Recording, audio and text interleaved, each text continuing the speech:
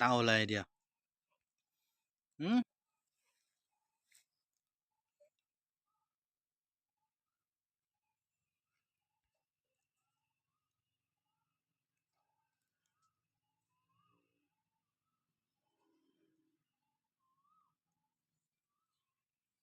ไฟแรงมาก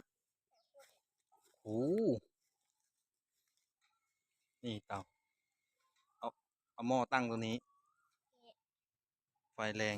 แต่หม้อดำแน่นอนครับ ข ไม่ นาด เหลือ เตายังดำขนาดนี้หม้อจะเหลืออะไร นี่ ตรงนี้ใส่ฟืน เฮ้ยไม้อ่ตอนรงนี้เอาไว้ขี้เถ้าออก วะ โอ๊ย ระวังร่วงลูกอื้อหือเป็นเตาปิกนิก ปิกนิกหลังสวน